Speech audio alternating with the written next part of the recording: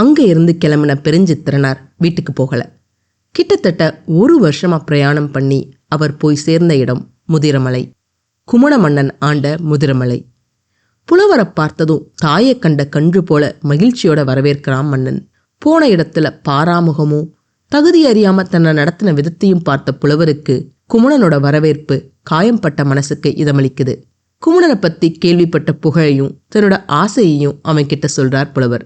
வேகமா ஓடக்கூடிய தேர்களை உடையவனே, செழிப்பும் வளமும் நிறைஞ்ச நாட்டை உடையவனே, சங்கும் முரசும் முழங்க முற்றுகையிட்ட அரசரோட போரிட்ட பரமமலை அரசன் பாரி, வில்லேற்றத்துல சிறந்தவனான கொல்லிமலை மன்னன் ஓரி, காரிங்கிற குதிரை மேல ஏறி பல போர்களை கண்ட மன்னன் மலையன், வேலேந்தி குதிரைங்கிற இடத்த ஆண்ட மன்னன் எழினி, பழனி முருகன் காக்கும் குகையை உடைய பெருங்கல் மலை நாட்டு அரசன் பேகன், மோசிக்கீரனரால் பாடி போற்றப்பட்டவனான மன்னன் ஆய், பகைவர்களை விரட்டி தன்னை தேடி வந்தவங்களுக்கு தவறாம கொடுத்த வலிமையுள்ள மன்னன் நள்ளி. இந்த 7 வள்ளல்களும் இறந்த பிறகு அவங்கள மாதிரியே கஷ்டப்படுறவங்களுக்கு அவங்களுக்கு வேண்டியதை கொடுத்து அவங்களோட கஷ்டத்தை போக்குற முதிரமலை மன்னா, நான் உன்னை தேடி வந்திருக்கேன்னு முதிரமலை மன்னனை பத்தி புகழ்ந்து பாடுறார் புலவர் பெருஞ்சித்திரனார். மன்னனை புகழ்ந்த புலவர் தன்னோட கஷ்டத்தையும் மறைக்காம சொல்றார். பாட்டு பாடுற புலவர்கள் நல்லா வாழ்றதுக்காக அரிய பொன்னாலான அணிகலன்களை கொடுத்து அவங்கள நண்பர்களா ஆக்கிக்கிற குமணன் முதிரமலையில இருக்கான். அவன்கிட்ட போனா பெரிய பெரிய கொடைகளை கொடுப்பான்னு உன்னை பத்தி புகழ்ந்து பேசினதை கேட்டு ஆசையோட உன்னை தேடி நான் வந்திருக்கேன். என்னோட தாய் 100 வயசு தாண்டி வாழ்ற ஒரு மூதாட்டி. தடி ஊன்றி கூட முற்றத்துக்கு போக முடியாத அளவுக்கு உடல்ல சத்து இல்லாம இருக்கா என்னோட தாய். நூல் தரையில விரிஞ்சு கிடக்கிற மாதிரி வெள்ள முடியோட இருக்கா அவ. இன்னமும் தான் உயிரோட இருந்து தன்னோட மகனுக்கு கஷ்டத்தை கொடுக்குறோமேன்னு தன்னை நொந்தபடி இருக்கா என்னோட தாய். என்னோட மனைவியோ எங்களோட பச்சை குழந்தைக்கு பால் கூட கொடுக்க முடியாத நிலையில இருக்கா.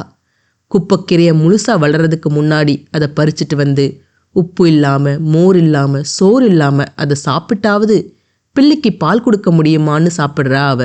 சாப்பாட்டுக்கே வழி இல்லாத போது உடுத்துற துணிக்கு எங்க போறது? கிழிஞ்சு போன அழுக்கான துணியோட வாழ்றா என்னோட மனைவி. இந்த 2 பேரோட மனசும் மகிழ்ற மாதிரி நீ தரணும். நெல் அறுவடைக்கு தயாராகி பலன் தர இருக்கிற நிலையில வானம் இருண்டு திடீர்னு மழை பெஞ்சு பயிர்களுக்கு புத்துயிர் அளிக்கிறது போல நீ தரணும்.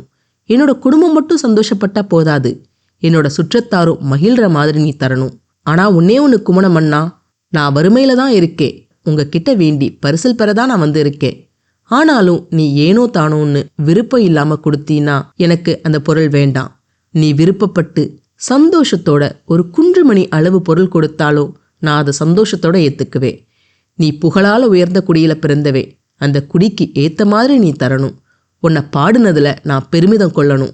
என்னோட மகன் வீட்டுல சாப்பாடு இல்லாததால பசிய மறக்கிறதுக்காக விளையாட போறதும், பசி தாங்க முடியாம வீட்டுக்கு திரும்பி வந்து கூழ் இருக்குன்னு நினைச்சு வெறும் பானையை திறந்து பார்க்க அதுல சாப்பாடு இல்லாம போக பசியால என்னோட மகன் அழுகிறதும், அதை பார்த்த என்னோட மனைவி அழுதா புலி வந்துடும்னு அவனை பயமுறுத்துறதும், அப்பா அடிச்சதால அழுகிறியா, எங்க முகத்தை காட்டுன்னு சொல்லி பேச்சை மாத்துறதும், அங்க பாரு நிலான்னு சொல்லி தேட்டுறதும் எங்களோட வீட்டுல தினமும் வாடிக்கையா நடக்கிற நிகழ்வா ஆயிடுச்சு.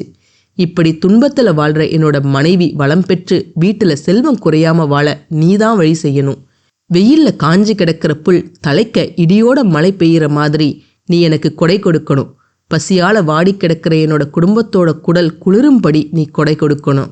சூரியனை சூழ்ந்து இருக்கிற கோள்கள் போல என்னோட சுற்றத்தாரும் தாளிச்ச துவையல் வச்சு சாப்பிடுற மாதிரி நீ எனக்கு கொடை கொடுக்கணும்னு வேண்டுறார் புலவர். இந்த நிகழ்வுகளை சங்க இலக்கியங்கள்ல ஒன்றான புறநானூறு ரொம்ப அழகா சொல்லுது. பாடல் 158.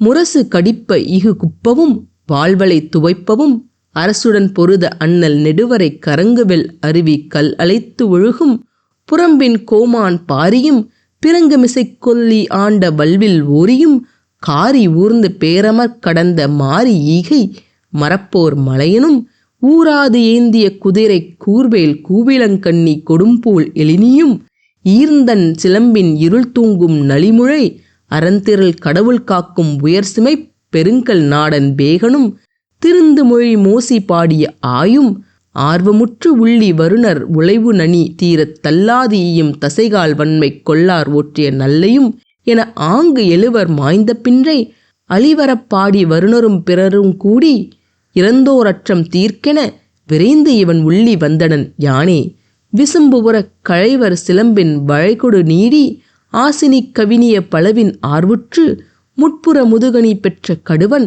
துய்த்தலை மந்தியை கையிடுவுப் பயிரும் அதிராயானர் முதிரத்து கிழவ இவன் விலங்கு சிறப்பின் இயல்தேர் குமண இசைமேன் தோன்றிய வன்மையொடு பகைமேம் படுக நீ ஏந்திய வேலே. பாடல் 159.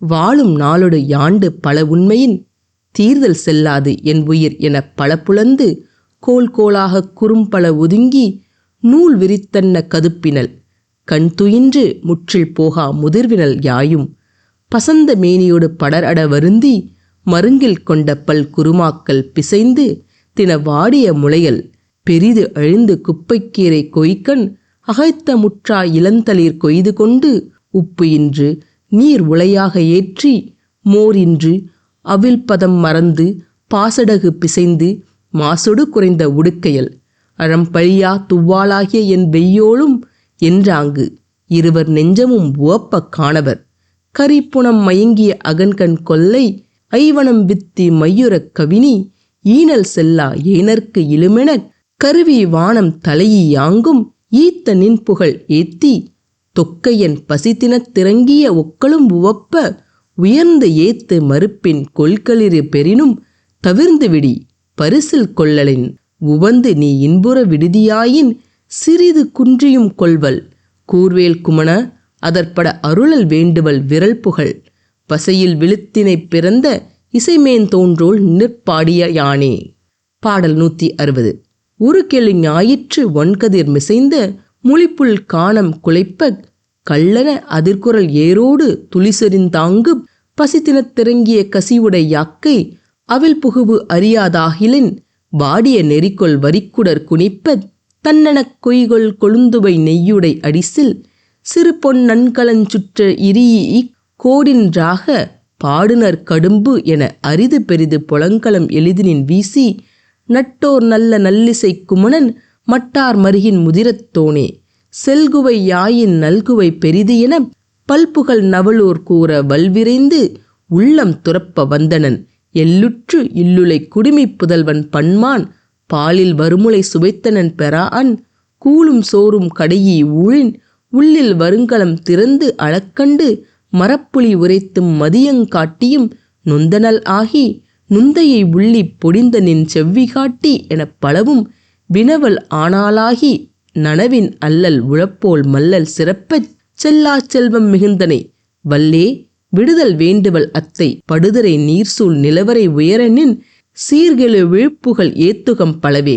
புலவரோட கஷ்டத்தை கேட்டதும் குமண மன்னன் புலவருக்கு என்ன பரிசு கொடுத்திருப்பான்? இவ்வளவு கதை நடந்துடுச்சே, இன்னமும் எந்த பழியும் புலவர் வாங்கலையே, உண்மையிலே புலவர் பழி வாங்குவாரா? அப்படியே புலவர் பழி வாங்கினாலும் அவரால் என்ன பழி வாங்க முடியும்? தெரிஞ்சுக்க அடுத்த பகுதியை தவறாம கேளுங்க. என்னங்க, இந்த பதிவு பிடிச்சிருந்ததுன்னா மறக்காம லைக் பண்ணுங்க, ஷேர் பண்ணுங்க, சப்ஸ்கிரைப் பண்ணுங்க. மீண்டும் இன்னொரு பதிவில் உங்களை சந்திக்கிறேன். நன்றி, வணக்கம்.